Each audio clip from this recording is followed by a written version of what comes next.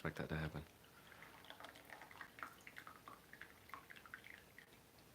All right, tablet. Oh, come on. Here we go. Here we go.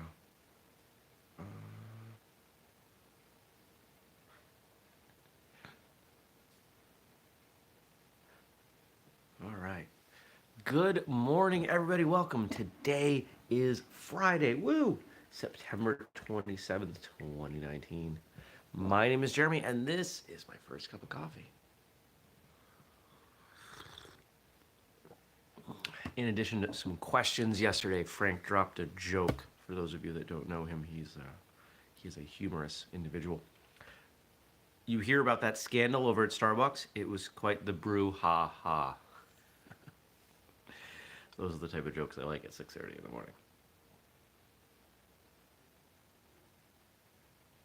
All right, good. Got some questions for later. Well, it's Friday. Good morning, Frank. I feel good. I feel good. Had a good workout yesterday. Had some good meetings. Actually, some really good meetings. Things are moving along in a really good way. Good morning, Stacy. Happy Friday. And I'm just kind of feeling good about life. You know, it's one of those days. You can see I cut my hair and shaved and everything, and I always feel good after doing that. I don't know why. There's something about seeing my face that makes me feel good. Now this weekend, big deal tomorrow. Team tryouts for Team Whistlekick. That's 2020 team. And I have no idea how many people are showing up. I don't know who's showing up. I don't know how many. I don't know where from. I know nothing. We could have, 10, 15 people show up, or we could have 50. I have received some inquiries from people I've never met before, asking questions about tryouts. I have no idea how they found out about the event, but they're coming. And I'm excited to continue to grow our team and continue to make things work, to expand. So, yeah. What else going on? I mean, that's going to be all day tomorrow. And then Sunday, going to see the new Rambo movie with my brother and hang out with some friends. Tonight, filling in for some folks, coaching some CrossFit, and of course, during the day, a ton of work.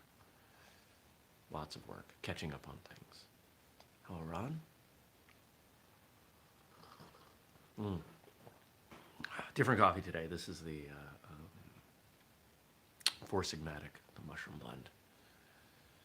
Thought I would mix it up today. I like having different coffee, but ideally I'd have like a bunch of different coffees, but then by the time you finish them up, they're older and they're not as good, and so I don't do that. Had a coffee meeting yesterday at a new place in town. That was cool. Had some pretty good coffee. There's a lot of really good coffee.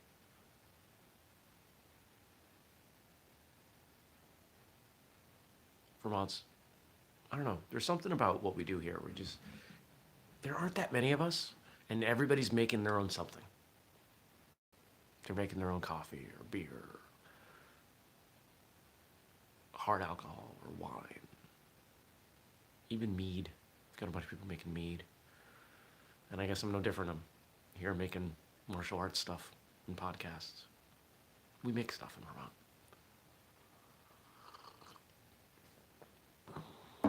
Let's answer some of these questions. Let's do this thing.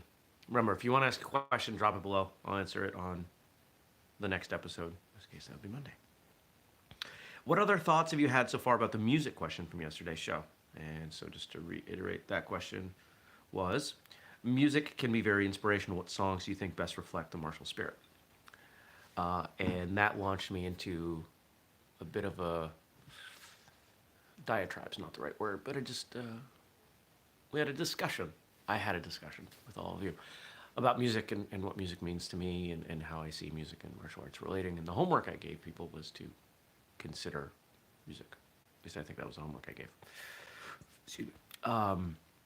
And I said I was going to continue to think about it. And I have continued to think about it. And one of the things that I was noticing yesterday when I was at the CrossFit class was the music that was on. It's not the type of music that we usually have playing at this gym. It was very modern. It wasn't quite electronica or dubstep, if you know those genres of music. But it didn't have vocals.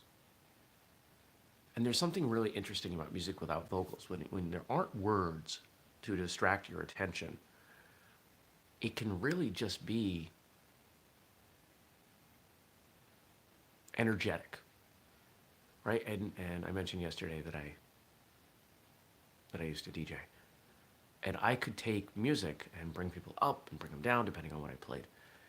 And you can do that even more so with instrumental or non-vocal music, depending on the beat, depending on what else is in there for instruments. It's really fascinating. And it reminded me, I taught once. I think this only happened once when I had my school, that I put music on. That I took one of these, I have a couple albums of capoeira music, that even though we weren't doing capoeira, I just put it on. And it wasn't really loud, but it was loud enough they could hear it. I could still talk and direct the class. But it was fascinating to me how much more energy they had. How they were able to just keep going longer without seeming like they got tired. There's something really powerful in music. And if you look at pretty much every other fitness, exercise, movement related pursuit, music tends to find a way in there. If it's a class, there's almost definitely music. When people go to the gym to work out, they usually have music on. A lot of people, when they train solo with their martial arts, especially if they're hitting the bag or whatever, you know, they have music on. Maybe they're in a shared space, so they have headphones. Ron's saying, funny you say that. I have been listening to a lot of instrumental lately. It really does energize. Yeah. Yeah, it's really fascinating to me. And so I think the thought, the not quite final, but the resulting thought is, how do we reconcile that with tradition? And the answer is, I don't know. I don't know.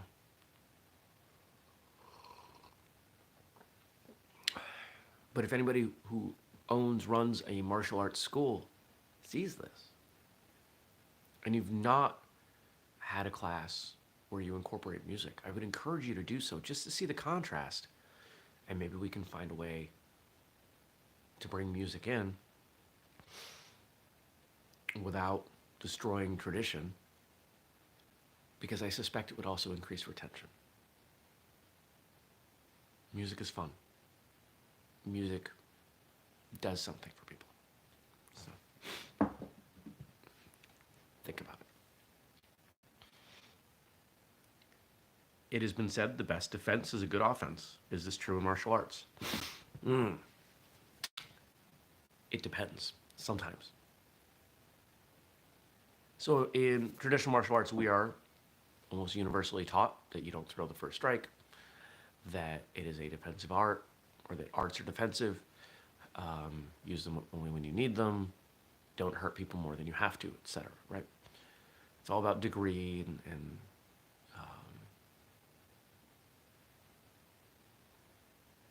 maintaining your position as really just being a good person. Right? Good people don't go around attacking others.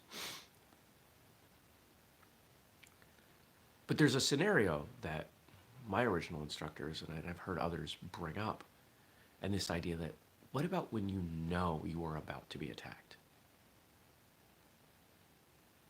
Is it permissible to throw the first strike?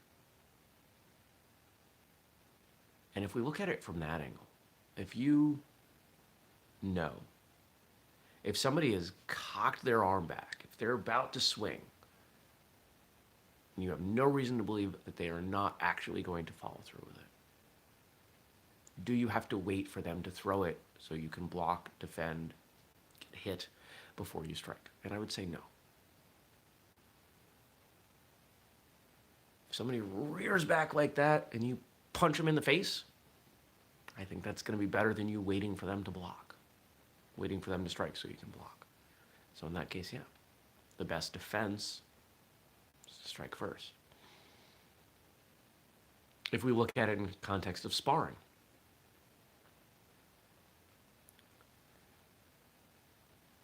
most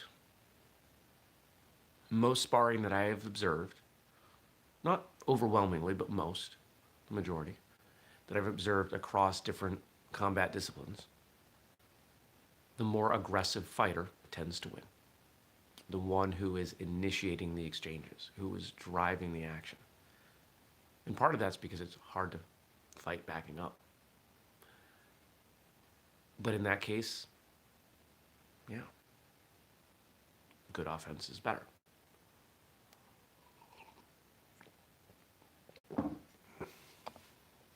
Anything else I want to add to that?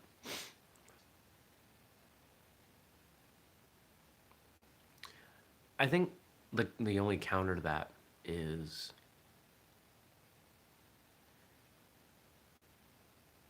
it is simpler to defend. If you ever do drill, if you ever do a sparring drill where one person is the aggressor, the other person is the defender, the aggressor is only throwing offensive techniques, the defender is only blocking, countering, etc. The definition of success for the defender is much broader. Just don't get hit. The definition of success for the offender is I have to hit that person. I have to hit that person enough that I would win or whatever, right? If you're the defender and you just run away, you've also won, right? Like it's a pretty enlightening drill. And if you've never done that drill, it's super simple. Assuming you have sparring in your school, just take the same rules that you have. One person attacks, the other person defends. That's it. The defender doesn't get to throw any strikes. They're blocking, they're parrying, they're dodging, they're moving. The offensive person has no need to block, they're striking. There's probably a way you could do this with grappling, but I'm not sure. What was that question? We had something. Where was it? Come here. There we go.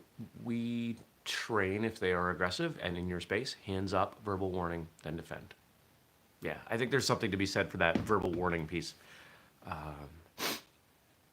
I've had a couple exchanges where I was on the verge of letting people know, hey, you're violating my space. I feel like I am at risk and you need to back off because I have nowhere to go. One of them, ironically, was at a shower. I literally had nowhere else to go.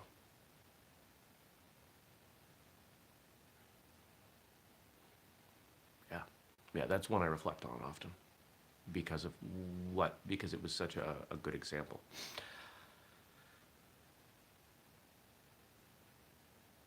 Especially in these days with video cameras, everybody with cell phones. There are people around, just declare your intention. I do not want to fight you.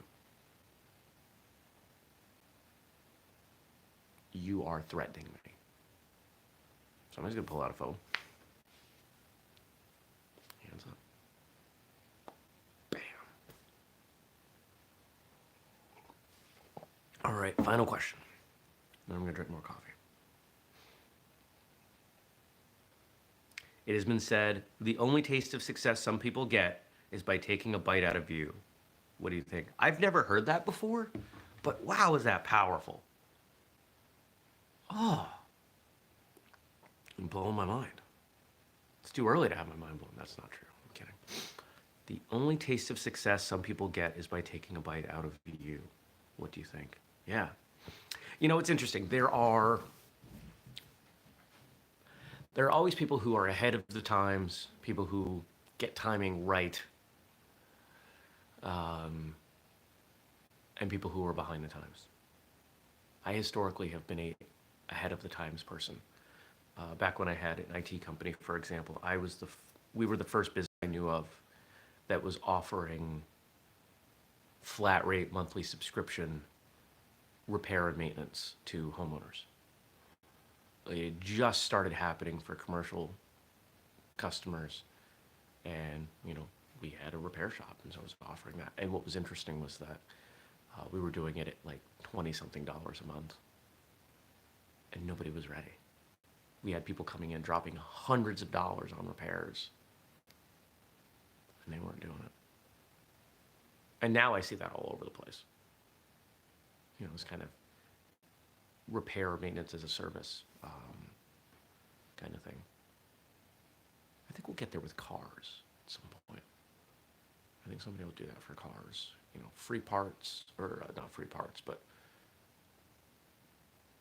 parts won't be included, but you'll get unlimited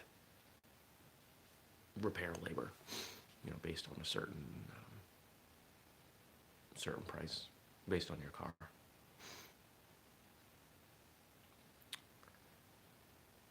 And why do I bring that up? Because when you're someone who tends to be ahead of the curve, people tend to watch you and see what you're doing and see how to imitate or even steal ideas. We were certainly not the first martial arts podcast, but when martial arts radio rolled out, who was out there? I think Ando had started, Jared had started. Um, Haya was the big one, and then there was one. There were one or two others, and now there are dozens. There are a bunch of martial arts podcasts, and I'm happy about that. Right, the more of them out there, the more exposure it creates, and I believe strongly that we produce the best product, the best show, and so if people are interested in martial arts shows, and then they find one, and they say, "Oh, what else is out there?" Then hopefully they're going to find us, and hopefully they like it. That's the goal.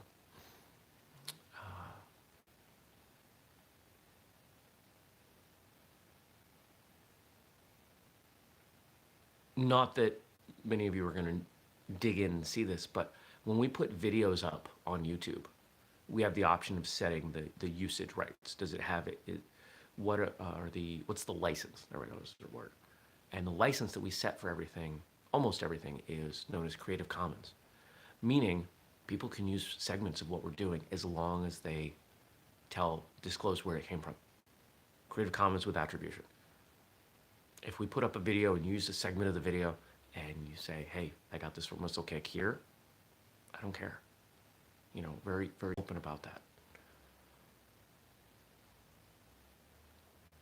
But if we think about that quote a little bit broader, there are a lot of people out there who they hang on.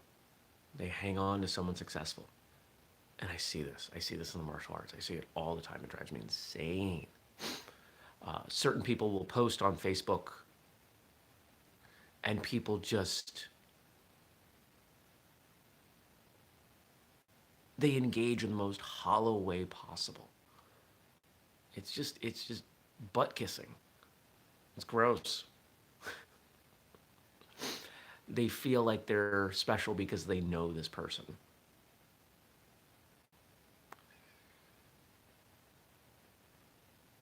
And that's weird to me.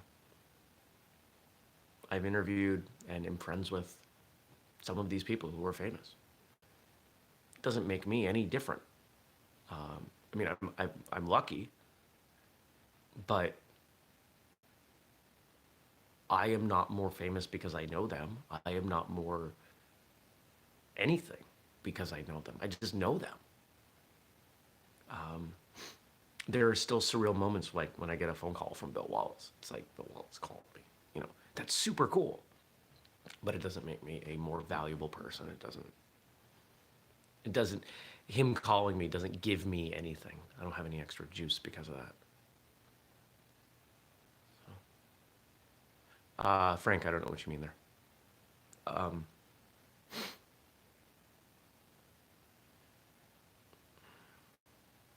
yeah.